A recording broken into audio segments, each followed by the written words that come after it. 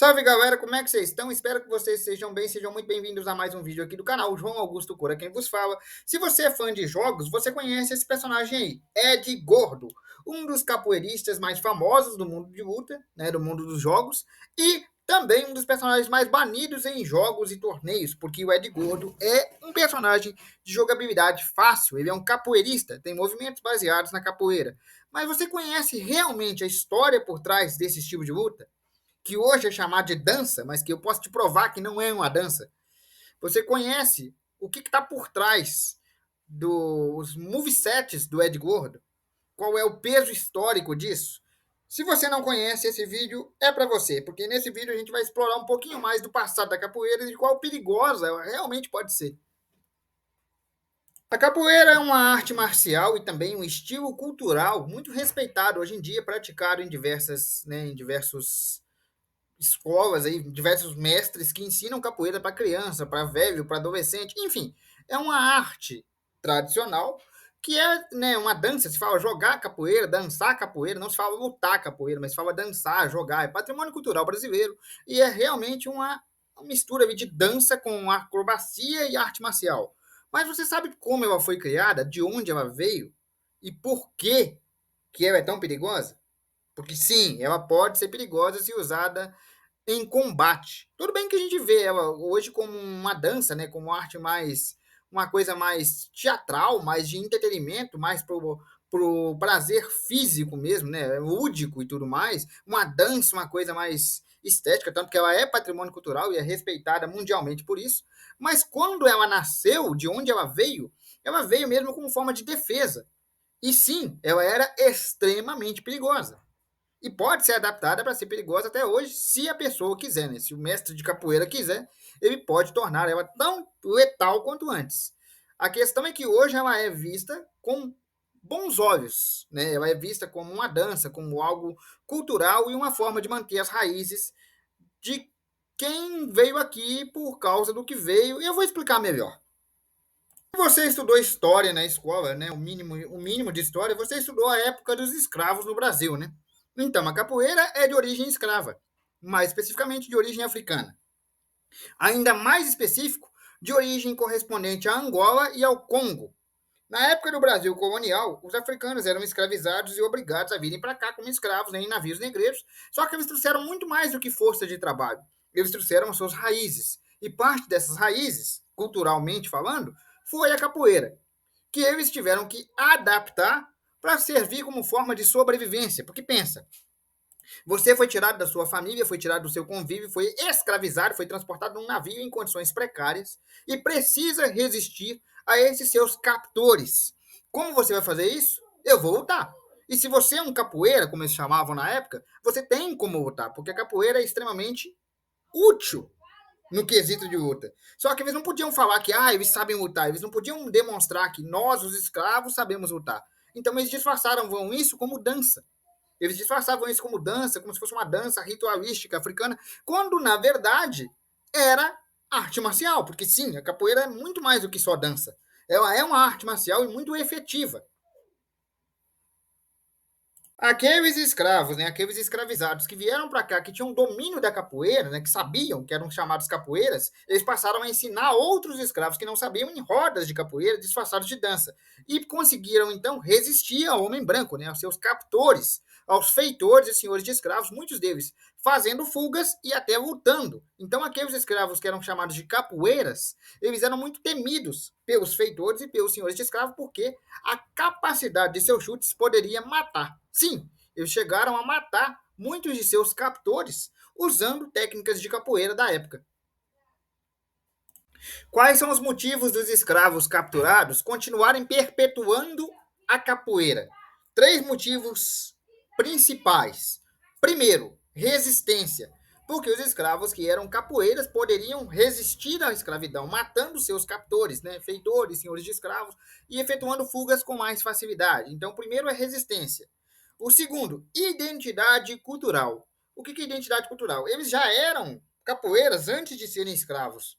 Então, eles perpetuaram o ensino da capoeira como uma forma de manter a sua identidade cultural enquanto indivíduos, já que quando chegaram aqui, eles queriam que os escravos tivessem outros nomes, né? Rebatizavam eles, chicoteavam eles até eles aceitarem. Então, assim, eles queriam que toda a identidade do escravo fosse perdida, para que ele se tornasse apenas uma propriedade. Então, o fato de manter o ensinamento da capoeira entre eles, ali dentro da senzala, dentro do convívio, era uma forma também de manter a identidade cultural daqueles que eram escravizados, além de servir também de resistência, que eles resistiram usando muito bem a capoeira, né? Tanto que os escravos que eram chamados de capoeiras eram temidos. Era não só um símbolo de resistência, como também uma permanência da identidade cultural desses mesmos indivíduos. Então não demorou muito até que o governo percebesse que essa tal de capoeira era perigosa. E por ela ser muito perigosa, ela foi criminalizada. Sim, senhor, ela foi criminalizada. Durante os anos de 1880 a 1930, ser capoeirista no Brasil era crime. Isso mesmo. Durante os anos de 1880 até 1930, 1940, ser capoeirista era crime. Crime mesmo. Se você fosse pego fazendo ginga, lutando capoeira ou ensinando capoeira, você ia para prisão. Você ia ser preso. Na época, a capoeira era extremamente mal vista. Os capoeiras em si, né, os capoeiristas, eram considerados perigosos, mas não só perigosos. Eles eram considerados criminosos, considerados brigões, valentões, arruaceiros, baderneiros e tudo que pudesse ser de ruim. Tanto que o Código Penal da época previa que você poderia ser preso. Eu vou ler o Código Penal da época, tá? Lembrando que esse Código Penal é da época, não está em vigor desde 1940. Então, assim, é o Código Penal da época, mas eu vou ler o Código Penal da época para vocês no artigo 402. Eu estou lendo a partir de agora. Fazer nas ruas ou em praças públicas qualquer exercício que exija agilidade ou destreza corporal, conhecidos como capoeiragem, será punido como prisão. Aí, dentro desse mesmo Código Penal, estipulava-se 4 tipos de pena. Primeira pena, cadeia. Mas essa é a mais leve de todas. Você ia ser preso. E acredite, essa é a mais leve de todas. Segunda pena, o açoitamento. O pessoal gostava de bater nos capoeiristas de chicote. Então, o açoitamento era muito comum naquela época também. Que já é uma pena mais pesada, né? Ele poderia ser condenado a 10 chibatadas, 11 chibatadas, enfim. Quanto o pessoal achasse justo ou necessário. Também tinha o trabalho forçado. Você poderia ser condenado a trabalhar forçadamente para pagar ali seu período aí de capoeiragem, assim, né? E também poderia ser deportado. Sim, você poderia ser mandado para outro lugar. Por isso, muitos mestres de capoeira da época não usavam seus nomes de batismo. Você não quer ser preso, você não quer ser açoitado. Então, se alguém te chama pelo nome, fica mais fácil de identificar, né? Se alguém gritar assim, ó, fulano, aí tá sabendo que é você. Então, eles tinham o quê? Apelidos, nomes de capoeira. Um dos mais conhecidos é o Zumbi, né? Que é o Zumbi dos Palmares. Zumbi não era nome dele. Ele adotou esse nome por supostamente ser um capoeirista. Outro capoeirista da época é o Besouro Mangangá, que também era um escravo, que também era chamado de capoeira. De novo, Besouro Mangangá era o nome de capoeirista dele, não é o nome que ele usava.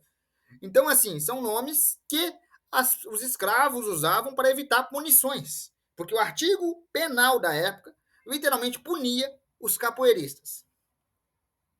Essas punições que eram aplicadas na época visavam desencorajar as pessoas a usar o ato de capoeiragem, né, como eles chamavam, ou de ser capoeira. Visavam o ato de desencorajar os capoeiristas existentes de lutar e de ensinar a capoeira também. E visavam desencorajar que outros escravos quisessem aprender a capoeira, porque a capoeira era muito perigosa. Dava aos escravos uma sensação de poder se libertar, deles terem força para lutar. E o governo não queria isso, porque eles queriam a mão de obra escrava cativa e submissa. E os capoeiras, eles não eram nem um pouco submissos. Eles eram perigosos. Porque eles usavam as suas habilidades, as suas agilidades, as suas habilidades naquela luta com extrema facilidade, porque eles já tinham destreza para isso, e ensinavam outros que também aprendiam, e assim tinham vários escravos capoeiras que iam usar as habilidades que eles tinham para sobrepujar seus captores, usando para escapar ou até mesmo revidando açoitamentos ou infrisões de algumas castigos físicos que eles sofriam, né? Então, ter um capoeira na senzala poderia ser muito perigoso. Por isso que essas regras visavam desencorajar o ensino e o uso da capoeira. Esses apelidos de capoeiristas que eram usados antes para proteção contra a lei, né, que a lei era um pouco desleal, hoje em dia são usados como forma de respeito à ancestralidade que a capoeira representa. Esse na sua tela é o mestre Cobra Mansa, um dos maiores mestres de capoeira do Brasil. E até hoje em dia são usados, como você pode ver, nomes de capoeiristas muito famosos. Tal como o mestre Cobra Mansa, também existem outros que usam nomes de capoeira. E é muito famoso, muito conhecido por isso. Mestre Sabiá, Mestre João Grande, Mestre João Pequeno, Mestre Cobra Mansa e por aí vai, né? Hoje em dia são usados esses nomes de capoeira, né? Nomes de capoeiras que são dados em respeito à ancestralidade da própria capoeira. Não é mais crime, né? Já foi descriminalizado, tanto que é patrimônio nacional hoje em dia, mas ainda se usa os nomes de capoeira como forma de respeito. Hoje em dia se fala dançar capoeira, jogar capoeira, né? Hoje em dia não se fala lutar capoeira. Ah, não, fulano, nós vamos ali jogar capoeira, tal e coisa. Aí faz aquela rodinha, aí vem o mestre, toca o birimbau, dança, ensina. Todo mundo fala que vai dançar capoeira. E ela tem mesmo esse estilo lúdico, essa coisa que parece inofensiva. Apesar de ser patrimônio nacional brasileiro hoje em dia, ela é mais vista como um esporte, como algo lúdico, como algo acrobático, como algo lindo de se ver. Mas será que ela pode ser usada da mesma forma tradicional que era usada pelos escravos, ou seja, como forma de luta? Tá bom, a gente reconhece que hoje em dia não é necessário bater em ninguém, né? Não tem a repressão que se tinha antigamente, graças a Deus por isso, porque ninguém vai judiar de uma pessoa só porque ela está lutando capoeira, jogando capoeira. Mas se a gente for levar para um octógono, por exemplo, ou para uma luta real, sei lá, para o UFC, será que a capoeira dá conta? Será que ela é ofensiva? Ou ela, hoje em dia, é só aquela coisa lúdica e inofensiva? Bem, eu vou responder essa questão para vocês. A resposta curta, não subestime um capoeirista. A resposta curta é essa, não subestime um capoeirista. Tá certo, é lúdico, é acrobático, é lindo, parece uma dança, os caras pulando e ninguém acertando ninguém, mas aquilo ali é porque eles não querem acertar. Aquilo ali é uma apresentação mesmo, feito para esporte, feito para ensinar crianças, ensinar adolescentes, ensinar velhos, aquilo ali é em tom de apresentação. Eles não querem machucar ninguém, não é a intenção deles. Eles não estão lutando, é uma apresentação da arte capoeira. Agora, se você levar aquilo para um octógono, não subestime um capoeirista, porque a arte marcial capoeira, ela é brutal, se quiser ser. Ela é brutal. Ela conta com rasteiras, conta com chutes altos, chutes baixos, conta com quebradas, conta com joelhadas, cotoveladas. Ela conta com muita coisa, cara. Principalmente da arte de perna. A capoeira parece uma dança, ela é estilizada para ser uma dança. A maioria das pessoas acha que ela é só uma dança, mas não se engane, ela é uma arte marcial e ela é potencialmente letal se quiser ser. Ela é potencialmente letal se quiser ser. Então, se você pegar um capoeirista e colocar ele num octógono, se for um capoeirista experiente, treinado, ele vai dar trabalho para um lutador. Com certeza, não tenha dúvida. Não tenha dúvida. Somando a agilidade da capoeira com as acrobacias que eles são capazes de fazer, e embora não tenha tanto movimento de mão, os movimentos de perna e de apoio compensam muito bem. Chapéu de couro, rabo de arraia e por aí vai. Então não subestime um capoeirista. Se levarem isso para um octógono, não é dança. São chutes muito perigosos e potencialmente fatais. Sério, se o cara quiser te machucar e ele for um capoeirista treinado, ele vai te machucar e com extrema facilidade. Então, eu sei, parece uma dança, parece uma coisa lúdica e é feito para ser uma apresentação lúdica, porque ninguém ali quer machucar ninguém. Mas se você pegar um capoeirista treinado e levar ele no octógono, ele vai dar trabalho ao lutador que estiver lutando. Não subestime um capoeirista. Na boa, não faça isso. Você pode se arrepender. Bom, galera, eu vou ficando por aqui. Espero que vocês tenham gostado. Um abraço, fiquem com Deus e até amanhã.